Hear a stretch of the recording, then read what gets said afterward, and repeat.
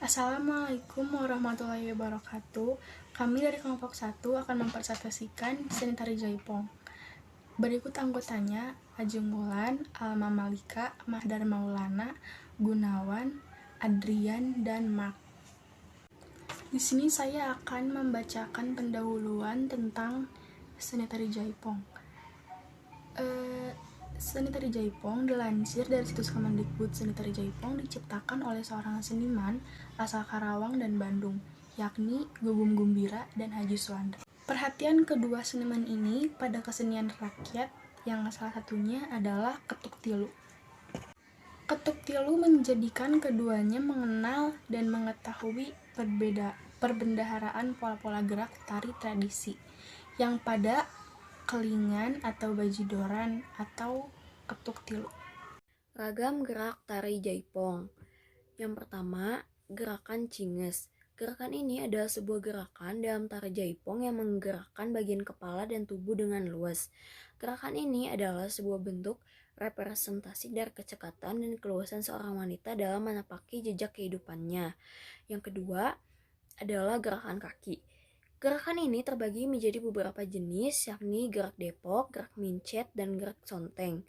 Gerakan kaki pada tari Jaipong memiliki makna tentang kegesitan dan sifat adaptif wanita Sunda dalam menjalani kehidupan sehari-hari. Yang ketiga, gerakan meliuk. Gerakan meliuk yang dilakukan oleh seorang penari Jaipong dengan meliuk-liukkan tubuhnya sesuai dengan tempo dari alunan musik pengiringnya. Gerakan ini adalah sebuah representasi dari sifat fleksibel yang dimiliki oleh seorang wanita Sunda dalam menghadapi problematika kehidupan. Yang keempat, gerakan ngagaleong. Gerakan selanjutnya adalah sebuah gerakan yang lebih menonjolkan gerak-gerik mata. Sang penari akan memainkan sorot matanya yang tajam menuju sebuah objek tertentu.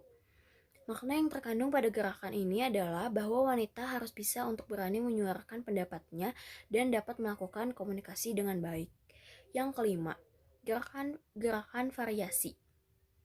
Gerakan yang terakhir adalah gerakan variasi tarian yang dilakukan dengan menyesuaikan tempo dan dinamika musik pengiringnya. Gerakan ini dapat dimulai dari tempo lambat kemudian berubah menjadi cepat maupun sebaliknya. Gerakan ini merepresentasikan sifat yang tidak menjemukkan dan lebih dapat untuk membaur dengan segala sesuatu yang terjadi dalam hidupnya. Tata rias. Tata rias yang digunakan untuk wajah tidak terlalu mencolok, namun yang membuat mencolok yaitu mengenakan kebaya warna-warna cerah. Kebaya yang dipilih harus dari kain katun karena lebih nyaman dipakai. Sedangkan pada bawahan menggunakan kain atau jarit batik motif Cirebonan. Terkadang hal ini juga dipengaruhi oleh motif batik Betawi dan Tionghoa pada corak sanggul. Pada rambut dihias dengan sanggul ukuran sedang. Pada sanggul boleh dihiasi dengan hiasan serupa bunga atau kembang pantul. Kostum 1. Sinjang. Meski saat ini telah banyak kreasi busana Jaipong, akan tetapi pakaian yang banyak dikenakan adalah kain mirip celana panjang disebut sinjang. Kostum kedua, sampur. Pakaian ini berupa selendang panjang yang dikenakan di leher penai. Kain ini adalah properti utama dalam tari Jaipong karena setiap gerakan penari pasti memainkan sampur. Sampur dimainkan dengan lemah gemulai sehingga tarian terlihat mengalir dengan cantik. Kostum ketiga, apok. Bagian ini adalah baju atasan penari pria. Kostum ini dilengkapi kancing seperti pakaian pada umumnya, namun berhiaskan bunga-bunga di beberapa bagian. Properti yang digunakan pada tarian Jaipong ini adalah tata rias, kostum, sinjang sampur, apok, iringan ketuk rebab, goong, krecek, dan lain-lain. Pola lantai tari Jaipong adalah pola lantai garis lurus. Pola ini terdiri atas pola lantai horizontal yang menunjukkan hubungan antara manusia, pola lantai vertikal yang menunjukkan hubungan dengan Tuhan, dan pola lantai diagonal. Pola lantai garis lurus juga dapat berkembang menjadi 4 pola lagi, berupa pola zigzag, segitiga, segi 4, dan segi 5. Pola garis lurus biasanya digunakan pada tari berpasangan atau berkelompok. Desain garis lurus pada pola lantai tari Jaipong dan dapat dibuat oleh tubuh dan tangan para penari. Jejak yang dilalui penari garis yang ditinggalkan oleh penari dan properti yang digunakan oleh para penari. Iringan. Selain kendang, gendang yang dimainkan dengan cara ditabuh menggunakan tangan kosong. Ada pula alat musik lain sebagai pelengkap seperti ketuk, merupakan alat musik tradisional yang mirip dengan benang. Alat ini dimainkan dengan cara diketuk dan menghasilkan suara nyaring sebagai suara tekanan dalam sebuah musik mengiring tari jaipong. Rebah merupakan alat musik pelengkap dalam menyajikan sebuah lagu pengiring tarian jaipongan. Alat musik ini sedikit mirip dengan ghis yang memiliki senar.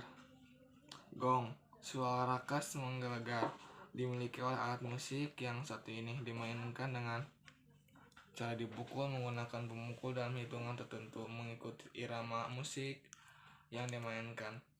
Kecrek, jika kita kerap menyatakan pementasan wayang kulit, tentunya tidak asing lagi dengan alat musik yang satu ini, karena krecek merupakan perkusi dalam sebuah pementasan wayang. Kecrek. Begitulah kurang lebih suara yang ditimbulkan oleh alat musik ini. Iringan yang kedua, selain kendang, gendang yang dimainkan dengan cara ditabuh menggunakan tangan kosong, ada pula alat musik lain sebagai pelengkap seperti selain dari keempat alat musik di atas, ada pula alat musik lain yang digunakan seperti kecapi, demung, saron, dan juga bonang. Sinden adalah sebutan bagi wanita yang bernyanyi mengiringi orkestra gamelan. Umumnya sebagai penyanyi satu-satunya pesinden yang baik harus mempunyai kemampuan komunikasi yang luas dan keahlian vokal yang baik. Juru alok.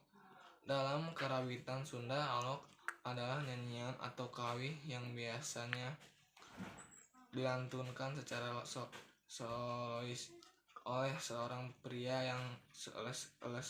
seperti yang sering kita dengar dalam pergelaran wayang golek, wayang kulit, wayang cepak, kiringan, celepungan, bujangga, dan sebagainya. Sekian dari